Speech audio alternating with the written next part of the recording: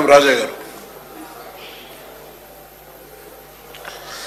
అధ్యక్ష, ఈరోజు ముఖ్యమంత్రి గారు ప్రవేశపెట్టినటువంటి జిఎస్టీ బిల్లు, ముఖ్యంగా ఈరోజు 122వ రాజ్యాంగ సవరణ ద్వారా జిఎస్టీ బిల్లుని కేంద్ర ప్రభుత్వం రాష్ట్ర ప్రభుత్వం ద్వారా ఆమోదింపాలని పంపడం జరిగింది.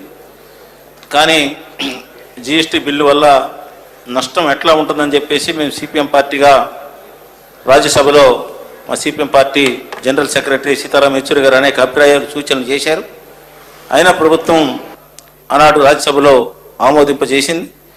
కానీ ఈరోజు కేంద్ర రాష్ట్ర ప్రభుత్వాల హక్కులు హరించే పద్ధతులు మనం చూసాం. ఇప్పుడు ఆ పద్ధతి కేంద్రం రాష్ట్ర హక్కులను హరించే పద్ధతి ఏమైనా చేస్తే నష్టం జరిగే పరిస్థితి కూడా కనపడుతుంది. పార్లమెంట్లో చర్చ జరిగే సందర్భంలో జిఎస్టీ ఏ విధంగా నష్టం ఉంటుంది అనేది కూడా సిపిఎం పార్టీకి మేము ఆనాడు కూడా చెప్పాం.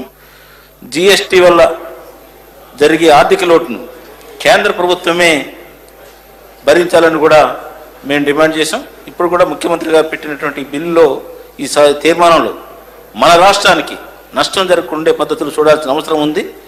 దాన్ని పూర్చాల్సిన అవసరం కూడా ఉందని కూడా ప్రభుత్వాన్ని కోరుతున్నాం.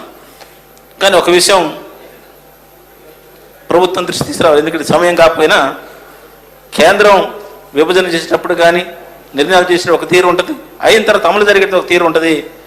ఉదాహరణకి నా నియోజకవర్గం 4 మండలాలు ఆంధ్రాలో ఆనాడు కలపబడిన ప్రాంతాలు ఈరోజు 4 మండలాలు విద్య కానీ ఉపాధి కానీ ఉద్యోగాలు కానీ సంక్షేమం కానీ ఏమి ఆ కేంద్ర ప్రభుత్వం కానీ ఆ రాష్ట్ర ప్రభుత్వం కాదు, మన రాష్ట్ర ప్రభుత్వం కొంత ప్రయత్నం చేసినా దాన్ని సఫలం కాలేదు. చాలా ఇబ్బందులు ఉంటుంది. 5 గ్రామ పంచాయతీలు ఈరోజు పరిపాలన కూడా ఇబ్బంది అయ్యే పరిస్థితి. కాబట్టి కేంద్రం తన అవసరం కోసం వచ్చినప్పుడు మాత్రం మన ప్రభుత్వం దగ్గర కానీ మన ముఖ్యమంత్రి గారి దగ్గర కానీ వచ్చి ఆర్థిక మంత్రి గారే అరుణ్ జైట్లీ గారు ముఖ్యమంత్రి గారు కలిశారని ఒక వార్త చూసాం. ఏమని ఇవాళ వ్యాట్ వల్ల ఈరోజు మన రాష్ట్రానికి 40,000 కోట్ల రూపాయలు ఆదాయం వచ్చే పరిస్థితులు కూడా ఉన్నాయి. దీనివల్ల జిఎస్టీ సేవా పన్నుల వలన నష్టం జరిగే పరిస్థితి ఉంది. కాబట్టి వెంటనే దీన్ని పునఃపరిశీలించాల్సిన అవసరం కూడా ఉందని చెప్పేసి నేను సిపిఎం పార్టీగా కోరుతున్నాను. జిఎస్టీ వల్ల మన రాష్ట్రానికి ఎలాంటి నష్టం జరిగినా అది సిపిఎం పార్టీకి మేము అంగీకరించాం. కానీ జిఎస్టీ ఆమోదించడం కంటే ముందుగా రాష్ట్ర ప్రయోజనాలకి చట్టబద్ధమైనటువంటి రక్షణ చర్యలు కూడా చేపట్టాలని ప్రభుత్వాన్ని కోరుతున్నాను. ఆ విధంగా ఈ బిల్లు పేద ప్రజలకి భారం కాకుండా సంపన్నుల మీద ఉండే పద్ధతిలో జిఎస్టీ బిల్లు ఉండాలని. ఎందుకంటే ఇవాళ